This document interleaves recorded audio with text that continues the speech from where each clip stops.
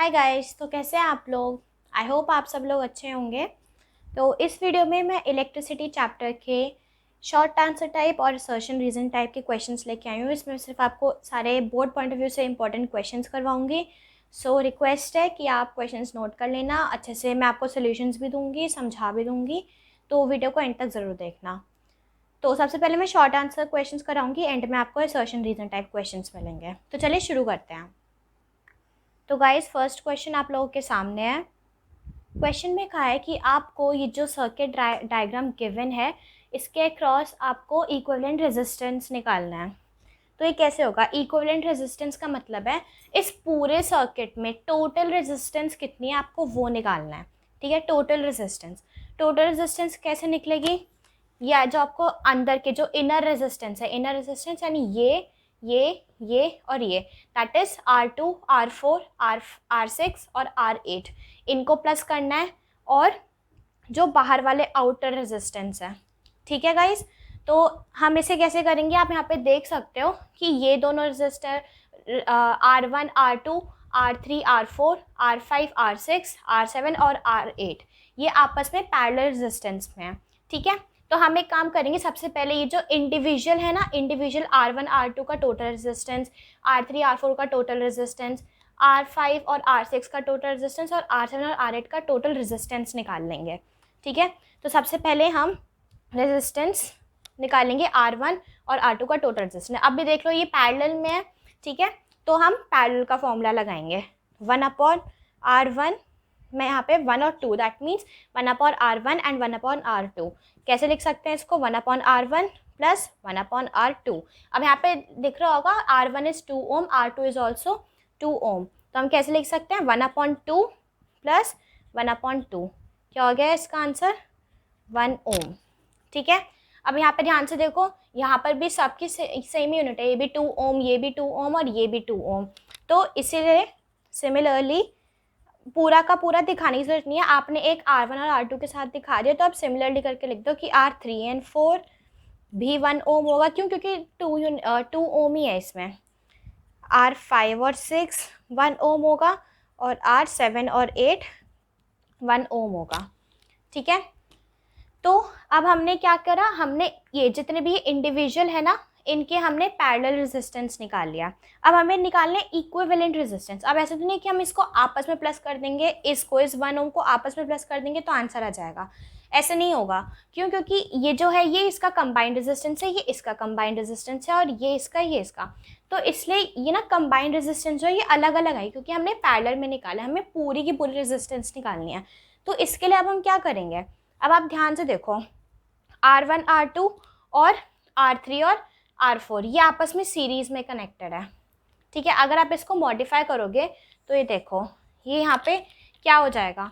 ये असल में गिवन था R1 और R2, तो ये असल में कैसा हो जाएगा? ये कंप्लीट एक रजिस्टर बन जाएगा ऐसे। और फिर ऐसे R2 और R3 को कंबाइन करोगे तो ये कंप्लीट एक रजिस्टर बन जाएगा। R2 plus R1 plus R2 कितना था? 1 ओम। और R3 प्लस R4 भी कितना था? 1 ओम। अब अगर आप इसे देखोगे तो ये चीज़ तो सीरीज़ में है, राइट? ये चीज़ सीरीज़ में है, इसलिए हम कह सकते हैं कि ये जो है ये और ये R1, R2, R3, R4 ये आपस में सीरीज़ में कनेक्टेड है। तो अब हम क्या करेंगे? अब हम इसे सीरीज़ में लगा देंगे। कैसे? R1, R2 पहले लिखोगे R1 and R2, R3, R4 are connected in series. ठीक है, ये सीरीज में कनेक्टेड है। तो क्या करोगे? मेरे पास स्पेस नहीं इसलिए मैं यहाँ पर लिख रही हूँ ये रब करके। तो ये सीरीज में कनेक्टेड है, तो क्या करोगे? आपस में ऐड कर दोगे।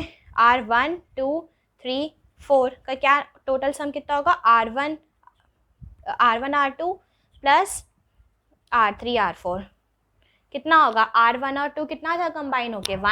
1 ओम। और R3 और R4 भी कितना था कंबाइन होके? 1 ओम। तो टोटल क्या हो गया? ये 2 ओम। तो ये जितना है ये पूरा complete R1, R2, R3, R4 ये कंप्लीट कितना हो गया? 2 ओम हो गया। सिमिलरली इसी तरह से जो बचे हुए R5, 6, 7 और 8 हैं ये भी आपस में सीरीज में होंगे। ठीक है, तो ये क्या होगा? R5 और R6 plus R7 and R8 ये भी कितने थे, 1 ओम और 1 ओम, तो 1 + 1 गिविंग 2 ओम। ठीक है, निकाल लिया इतना। अब हमें क्या करना है, अब इसको और मॉडिफाई करोगे तो कितना हो चुका है, ये एक ये सीरीज़ में था, हमने इसको ऐड कर दिया। ध्यान से देखना, ये चीज़ सीरीज़ में थी, ये आपस में इतने सीरीज़ में थे, हमने इसको ऐड करके कंबाइंड बना लिया। एक ये कंबाइंड बना था, एक ये कंबाइंड बना था, एक ये कंबाइंड और एक ये कंबाइंड। क्या कंबाइन होके बना है, ये जो R2 R6 R5 R7 और R8 है ना, ये कंबाइन होके ये कितना था, 1 ओम 1 ओम 1 1 1। अब इसको भी हमने आपस में सीरीज़ में थे, ये दोनों सीरीज़ में थे, तो इनको भी कंबाइन करके हमने क्या बना लिया, अभी हो गया ऐसे पैरेलल में। ये सीरीज़ में कनेक्ट होके 2 ओम हो गए, ये सीरीज़ में कनेक्ट होके 2 ओम हो गए, तो अब ये कैसे पैरेलल में सर्किट हो गया। तो अब हम इसको कैसे पैरेलल में ऐड करेंगे। ठीक है, तो क्या हुआ, इक्विवेलेंट रेजिस्टेंस। इक्विवेलेंट रेजिस्टेंस क्या कैसे निकलेगी, 1/R is equal to 1/R1 2 3 4 plus 1/R5 6 7 8। ठीक है, ये दोनों 2 ओम है, तो 1/2 प्लस 1/2, ये हो गया 2/2, दैट इज 1। ठीक है, तो इक्विवेलेंट रेजिस्टेंस कितनी आई, 1 ओम, यानी इस पूरे सर्किट की कंप्लीट इक्विवेलेंट रेजिस्टेंस है, इस पूरे सर्किट की कंप्लीट इक्विवेलेंट रेजिस्टेंस हो गई 1 ओम। ठीक है गाइस, समझ में आया। ये देखो, ये सीरीज़ में थे आपस में, तो हमने पहले इन्हें सीरीज़ में ऐड कर लिया। ठीक है, तो ये कंबाइन होके इसने एक रेजिस्टेंस बनाया, इसने एक बनाया, इसने एक बनाया, इसने एक बनाया, तो फिर क्या हुआ, ये आपस में सीरीज़ में कनेक्टेड थे, ये आपस में सीरीज़ में कनेक्टेड थे, तो हमने इसको सीरीज़ में ऐड कर दिया। सीरीज़ में ऐड करने के बाद क्या हुआ, ये 4 रेजिस्टर कंबाइन होके एक बनाया इन्होंने, और इन चारों रेजिस्टर ने कंबाइन होके ये एक बनाया जो कि पैरेलल में कनेक्टेड था। फिर हमने इसको फाइनली पैरेलल में ऐड कर दिया, जिससे हमारा 1 ओम का रेजिस्टेंस आया। ठीक है गाइस, तो ये इस तरह के क्वेश्चन थोड़े इंपॉर्टेंट होते हैं, तो ध्यान रखना। ठीक है, अब हम चलते हैं नेक्स्ट क्वेश्चन पे। तो गाइस सेकंड क्वेश्चन ये रहा आपके सामने। सेकंड क्वेश्चन ये कह रहा है कि एक वायर है जिसका रेजिस्टेंस कितना है, 10 ओम, और उसका रेडियस गिवन है 0.01 सेंटीमीटर। अब सबसे पहले ध्यान रखना, यहाँ पे क्या गिवन है, ओम मीटर, तो ये भी कितने होना चाहिए, मीटर में। ठीक है गाइस, तो यूनिट सेम होना ज़रूरी है, यूनिट्स का ध्यान रखना। तो एक वायर है, उसके रेजिस्टेंस है 10 ओम और उसका रेडियस है 0.01 सेंटीमीटर। ठीक है, अब उसमें रेजिस्टिविटी भी गिवन है। अब ध्यान रखना, रेजिस्टेंस और रेजिस्टिविटी में फ़र्क होता है, मैंने अपने इलेक्ट्रिसिटी वाले चैप्टर में आपको समझा रखा है कि वो क्या फ़र्क होता है, कैसे होता है। ठीक है, तो इसमें हम सबसे पहले लिख लेते हैं कि हमें क्या गिवन है, गिवन क्या है हम लोगों को। ठीक है, सबसे पहले हमें आर गिवन है, आर कितना है, 0.01 सेंटीमीटर। इसे आपको क्या मीटर में कन्वर्ट करना होगा, इसको इंटू 10⁻⁻2 मीटर आ गया ये। ठीक है, ये हमने इसे मीटर में कन्वर्ट कर लिया। देन हमें रेजिस्टिविटी गिवन है, रेजिस्टिविटी को हम कैसे, रो से डिनोट करते हैं।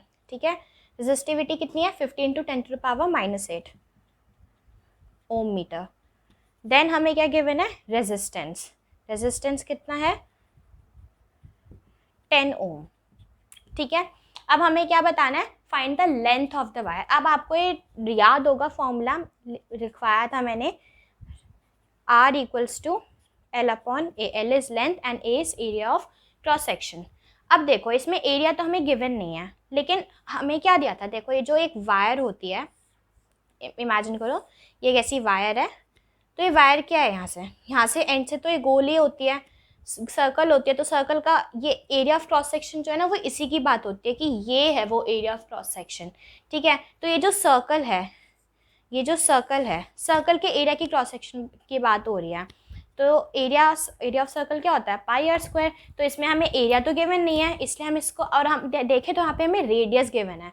सोचा होगा आपने कि स्टार्टिंग में कि रेडियस का क्या काम है, रेडियस का ये काम है कि हमें एरिया ऑफ क्रॉस सेक्शन निकालना है। तो एरिया क्या होता है सर्कल का, πr², तो हम एरिया की जगह πr² लिख देंगे।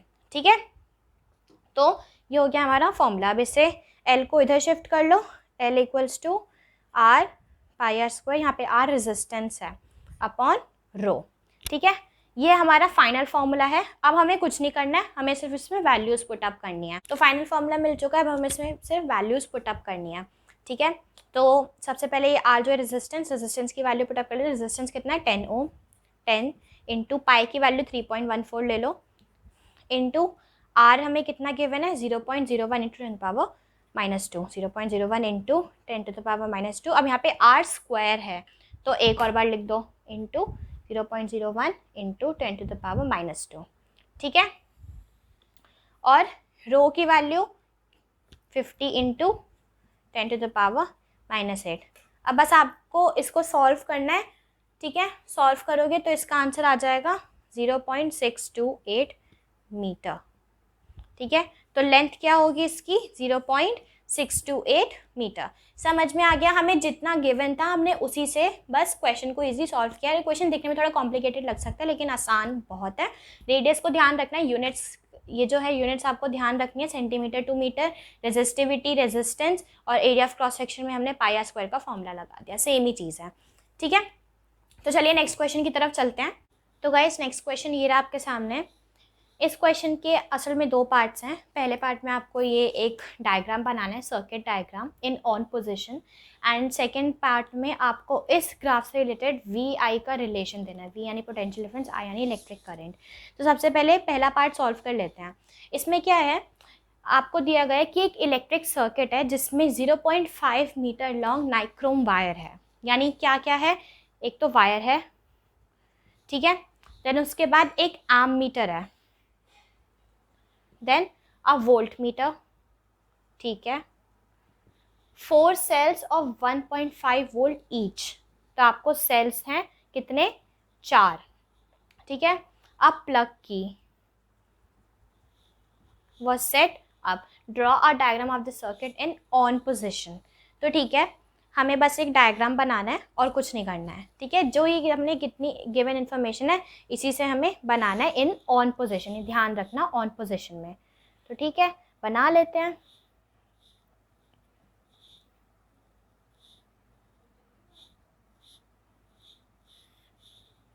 ये है पॉजिटिव टर्मिनल, ये है नेगेटिव टर्मिनल, ठीक है। यहाँ से देखिए गाइस, डायग्राम बनाने के लिए भी पूछ लिया जाता है तो आपको डायग्राम बनाना आना चाहिए, ठीक है। ये दिखा रहा है ऑन पोजीशन।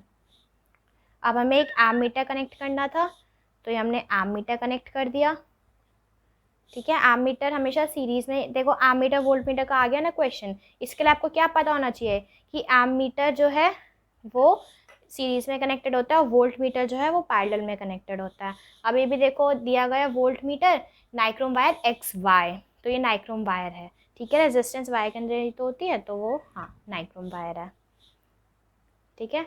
अब यहाँ पे आपने दिखा दिया वोल्ट मीटर। वोल्ट मीटर हमेशा पैरेलल पे कनेक्ट होता है, एमीटर हमेशा सीरीज़ में कनेक्ट होता है। पॉजिटिव और नेगेटिव टर्मिनल्स दिखाना मत भूलना, ठीक है। और करंट का डायरेक्शन भी पॉजिटिव से होते हुए जाता है, तो ये रहा, ये गया हमारा करंट, ठीक है।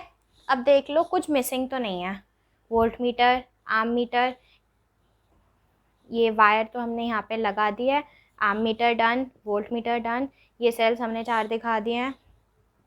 प्लग की ये रही हमारी प्लग की। तो ठीक है, हमें जितना भी क्वेश्चन में दिया था हमने सब हो गया है, सारी कंडीशन सेटिस्फाई हो गई है। हमने एमीटर ठीक से सीरीज़ में कनेक्ट किया, वोल्ट मीटर ठीक से सीरीज़ में कनेक्ट किया है। जो चीज़ आपको ध्यान रखनी है वो है नेगेटिव और पॉजिटिव टर्मिनल्स, और एमीटर और वोल्ट मीटर सीरीज़ में और पैरेलल में कैसे कनेक्ट होते हैं वो। और बस हो गया क्वेश्चन सॉल्व। तो हमारा फर्स्ट पार्ट तो सॉल्व हो चुका है। ड्रॉ डायग्राम, और ये ऑन पोजिशन में है, ठीक है, ये दिखाता है कि हाँ ये ऑन पोजिशन में है, ठीक है, हो गया। अब हमें नेक्स्ट पार्ट बताना है कि इस V और I, ये जो ग्राफ गिवन है इसमें क्या रिलेशन है।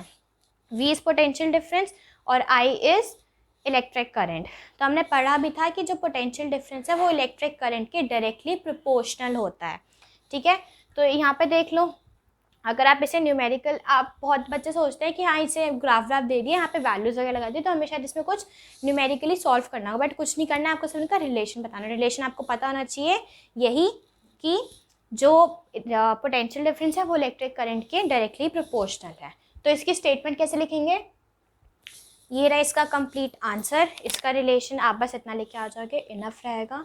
यही कि पोटेंशियल डिफरेंस जो है वो इलेक्ट्रिक करंट के डायरेक्टली प्रोपोर्शनल होता है। ये बस हमने वर्ड्स में लिख दिया है, दैट्स इट। बस हाँ, एक ग्राफ वगैरह दिखा के वैल्यूज़ लगा के थोड़ा क्वेश्चन को कॉम्प्लिकेटेड दिखाने की कोशिश करते हैं, बट आप खुद देख लो कुछ था ही नहीं क्वेश्चन में, बहुत ईजी था। बस क्वेश्चन जैसे जैसे हमें बोलता रहता है वैसे वैसे हमें करना रहता है। चलिए अब नेक्स्ट क्वेश्चन पे चलते हैं। तो गाइस ये रहा आपके सामने नेक्स्ट क्वेश्चन। इस क्वेश्चन में आपको क्या बताना है, दिया है कि जितने भी ये 5 रजिस्टर्स हैं, ये 5 रजिस्टर्स इस सर्किट में है और आपको एमीटर रीडिंग बतानी है जब सर्किट क्लोज होगा।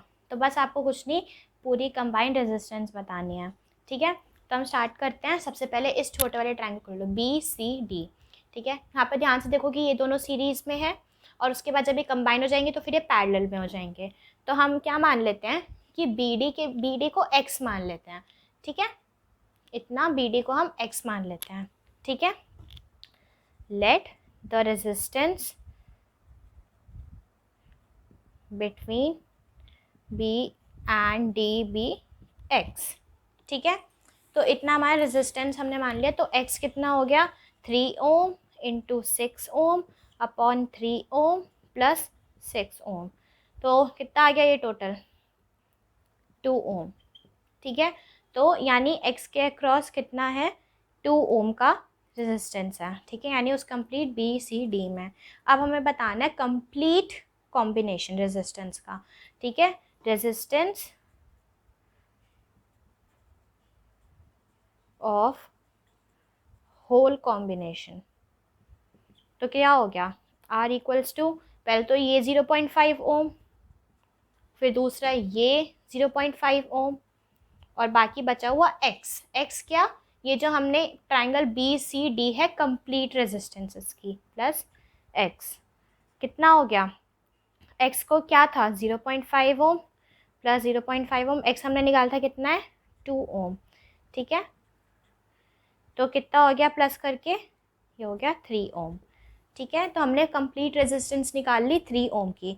अब हमें बतानी है एमीटर रीडिंग, कितनी, एमीटर रीडिंग सिंपल है, कितना दिया है हमें यहाँ पे पोटेंशियल डिफरेंस 3 वोल्ट्स का। तो 3 वोल्ट्स अपॉन 3 ओम, ये हमने निकाला रेजिस्टेंस, आ गया 1 एम्पियर। तो यानी ammeter reading when the circuit is closed कितना होगा, 1 एम्पियर, ठीक है। बहुत इजी था क्वेश्चन, देखने में मुश्किल से लग रहा होगा बट ट्रस्ट में बहुत ईजी है। तो चलिए नेक्स्ट क्वेश्चन पे चलते हैं।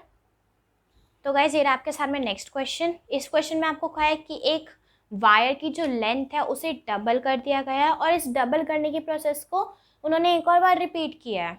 तो अब आपको बताना है कि इसकी जो रेजिस्टेंस है वो कैसे चेंज होती है, by what factor does the resistance of the wire changes, ठीक है। तो सबसे पहले हम क्या दिया हुआ है, हम रेजिस्टेंस को मान लेते हैं R, ठीक है। रेजिस्टेंस है हमारा R। When the wire is double, जब वायर को डबल किया और इस प्रोसेस को वापस रिपीट किया, पहले तो लेंथ कितनी थी वायर की, जितनी भी थी पहले उसको डबल किया था 2 टाइम्स, ठीक है।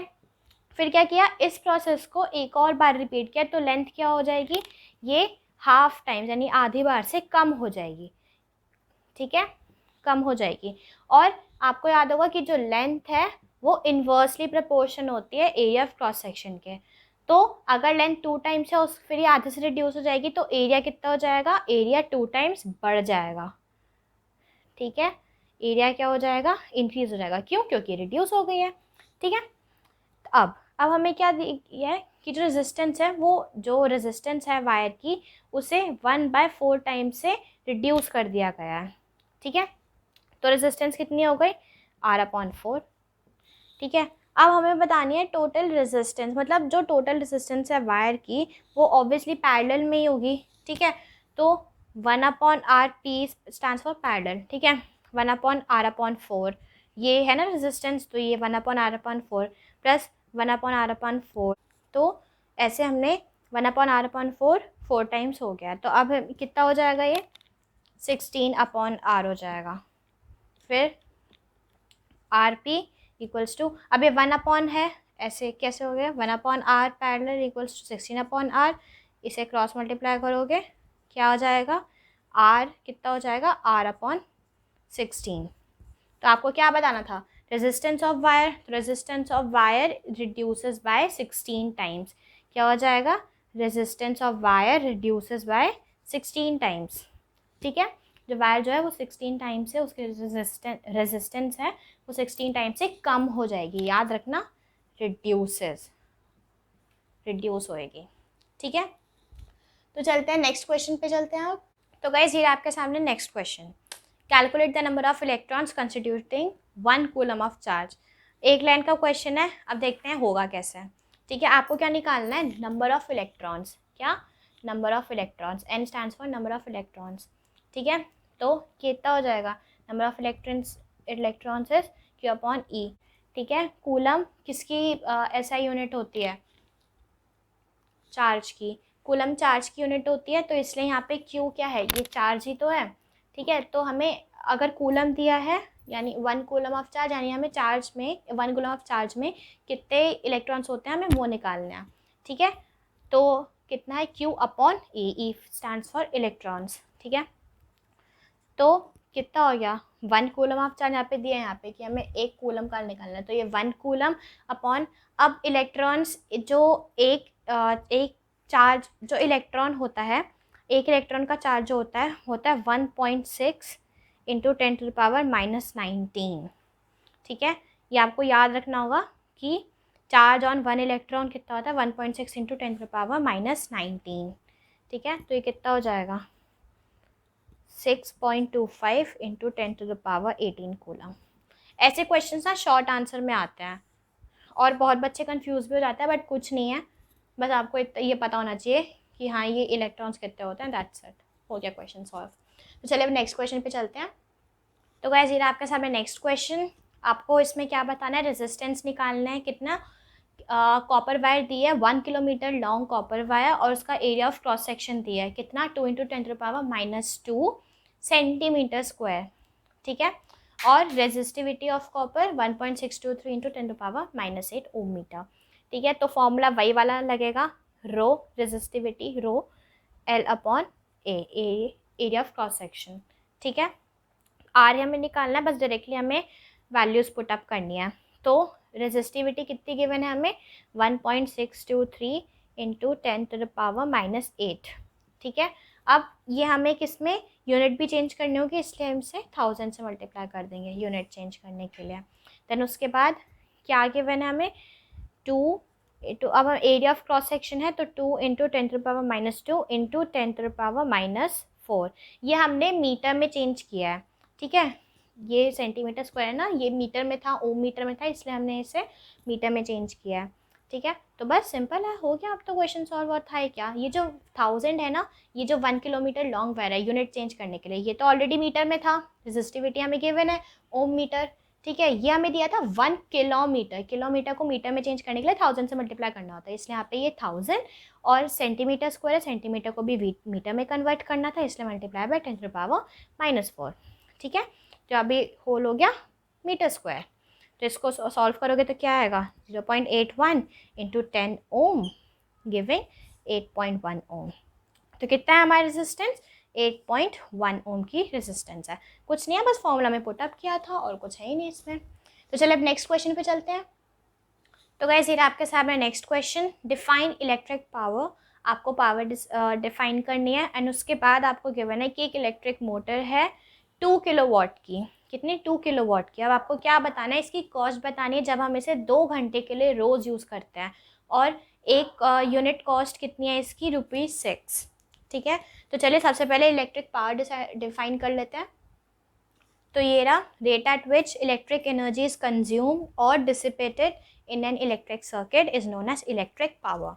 अब आपको यही बताना है कि cost of using it for 2 hours. हाँ, तो इसमें आपको क्या क्या चीज़ें दी हैं, टाइम गिवन है, 1 यूनिट कॉस्ट गिवन है, और कि वो 2 किलोवाट की है। ठीक है, तो सबसे पहले हम एनर्जी निकालेंगे, एनर्जी कितना हो गया, power into time into number of days. ठीक है, तो पावर कितनी दी है उसकी, 2 किलोवाट, 2 किलोवाट कितने टाइम के लिए, 2 घंटे के लिए रोज़, 2 आवर्स इंटू एक महीने में कितने, 30 डेज ले लेते हैं, 30। ठीक है, तो कितना हो गया ये, 120। ठीक है, अब इसमें किलोवाट है 120 यूनिट। ठीक है, किलोवाट आवर दिया हुआ है, तो हाँ ये हो जाएगा। अब इसमें आपको कॉस्ट बतानी है, तो कॉस्ट कितने हो गए, ₹6 हमको दिया हुआ था, तो 120 को 6 रुपीज़ से मल्टीप्लाई कर दो, कितना हो गया 720।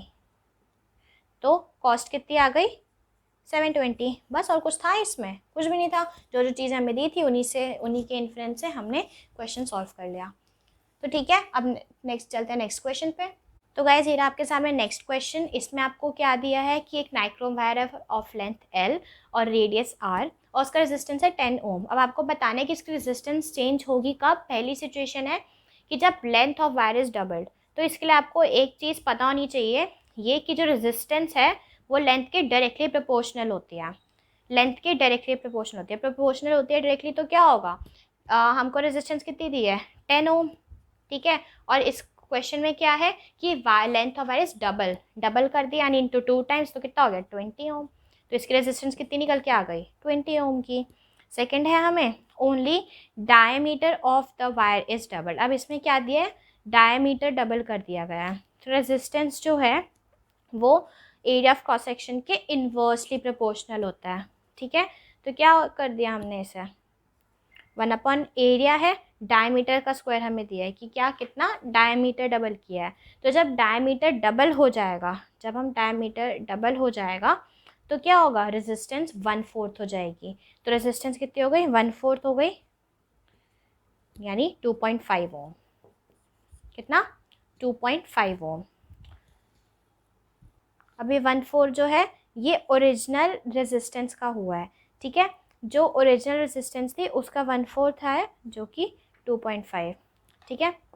तो आई होप आपको क्लियर होगा अब। हाँ, आपको क्वेश्चन में ऐसे ही लिखना है कि ये R जो है एरिया ऑफ क्रॉस सेक्शन के इन्वर्सली प्रोपोर्शनल होता है। तो क्या होगा, व्हेन डायमीटर इज डबल्ड तो resistance becomes 1/4 of the original one. तो क्या हो गया, फाइनल रेजिस्टेंस हमारी कितनी हो गई, R = 2.5 ओम, ठीक है। तो अब ये वाला हमारा ए पार्ट तो हो गया। बी पार्ट में ये है why element of electrical heating devices are made up of alloys. Alloys का क्यों बने होते हैं, तो इसके कुछ रीजंस हैं। सबसे पहले रीज़न ये है कि उनके हाई मेल्टिंग पॉइंट्स होते हैं, they have high melting points. Then second reason इनका ये है कि इनकी हाई रेजिस्टेंस होती है, हाई रेजिस्टेंस, जिससे क्या होता है कि जितने भी छोटे छोटे मैग्नीट्यूड के करंट होते हैं ना वो बहुत जल्दी हीट अप हो जाते हैं, ठीक है। और तीसरा क्या हो गया कि they do not oxide readily, ठीक है। ये सेकेंड पॉइंट जो है ना हाई रेजिस्टेंस का रीज़न क्या होगा, इसके हाई रेजिस्टेंस होते हैं तो क्या होता है, अगर छोटे छोटे मैग्नीट्यूड के भी जो करंट होते हैं वो क्या होते हैं, वो उनमें से जब पास होते हैं तो हीट अप हो जाते हैं। इंग्लिश में कैसे बोलेंगे, दे have high resistances, so when even a small magnitude of current passes through them then they get heated up enormously, ठीक है। तो बस यही था इस क्वेश्चन में। अब हम लोग करेंगे असर्शन रीजन टाइप क्वेश्चंस। ये कुछ important short answer type questions थे। अब मैं आपको असर्शन रीजन टाइप क्वेश्चंस करवाऊंगी। तो गाइस ये रहा आपके सामने नेक्स्ट क्वेश्चन। सबसे पहला है 10th, a conductor has 3.2 × 10⁻⁻19 coulomb of charge. और इसका रीज़न क्या दिया है, कंडक्टर हैज़ गेन 2 इलेक्ट्रॉन्स। तो ऐसा अब आप खुद ही बताओ क्या रीज़न जो है वो असर्शन को सपोर्ट करता है। देखो इसमें यह है कि कंडक्टर में पॉजिटिव चार्ज होता है तो उसने 2 इलेक्ट्रॉन्स लूज़ किए ना कि गेन किए हैं, ठीक है। यहाँ पे प्लस साइन लगा हुआ है ना, तो उसने 2 इलेक्ट्रॉन्स गेन किए हैं, इसलिए यहाँ पे इसने रीज़न में ये डाल दिया कंफ्यूज करने के लिए। बट असल में उसने गेन नहीं किया, उसने 2 इलेक्ट्रॉन्स खो दिए हैं, तो रीज़न क्या हो गया, गलत हो गया। लेकिन असर्शन ट्रू है। तो इसका क्या आंसर होगा, आंसर होगा सी पार्ट। सी पार्ट कौन सा, ये कि A is true but R is false, ठीक है। देन है 11th वाला। 11th में क्या है, the resistivity of conductor increases with the increasing temperature, ठीक है। ये वाली तो सही है कि जो कंडक्टर की रेजिस्टिविटी होती है वो टेम्परेचर के डायरेक्टली प्रोपोर्शनल होती है, ठीक है। अब इसका रीज़न क्या गिवन है कि resistivity is the reciprocal of the conductivity. तो अब आप ये बताओ, क्या ये रीज़न असर्शन को जस्टिफाई करता है? क्या यही इसका रीज़न है? देखो, जो रेजिस्टिविटी होती है कंडक्टर्स की वो टेम्परेचर के डायरेक्टली प्रोपोर्शनल होती है, ठीक है, लेकिन इसमें दिया है कि रेसिप्रोकल होती है, तो ये तो उल्टा बोल दिया इसने। यानी इसमें क्या होगा कि इसका होगा option B, that is A is true but R जो है is not the correct explanation. ठीक है, तो चलते हैं अब नेक्स्ट क्वेश्चन पे। तो गाइज नेक्स्ट क्वेश्चन आपके सामने है। पहला है, bending a wire does not affect electrical resistance. तो आप बताओ क्या ये वाली स्टेटमेंट सही है? हाँ सही है, क्योंकि अगर हम वायर को बेंड कर देते हैं तो इलेक्ट्रिकल रेजिस्टेंस कहाँ से चेंज होगी? इलेक्ट्रिकल रेजिस्टेंस तब चेंज होती है जब उसकी लेंथ अफेक्ट होती है या area of cross section affect होता है। आप किसी भी चीज़ को बेंड कर दोगे, उसकी शेप चेंज कर दोगे, तो उससे इलेक्ट्रिकल रेजिस्टेंस पे कोई फ़र्क नहीं पड़ता। देन रीज़न है, resistance of wire is proportional to resistivity of material.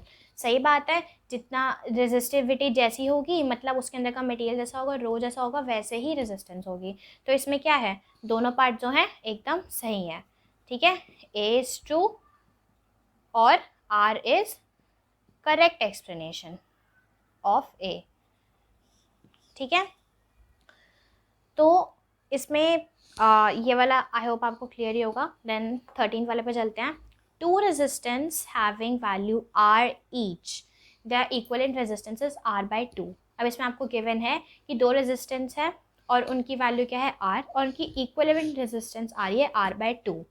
Then reason में आपको दिया है कि जो गिवन रेजिस्टेंस है वो पैरेलल में कनेक्टेड है। तो हमें काम करते हैं, हम इसको टेस्ट ही कर लेते हैं। पैरेलल में कनेक्टेड है तो क्या होगा, 1/RP equals to 1/R plus 1/R। क्या हो गया ये, 1/R1 प्लस R2।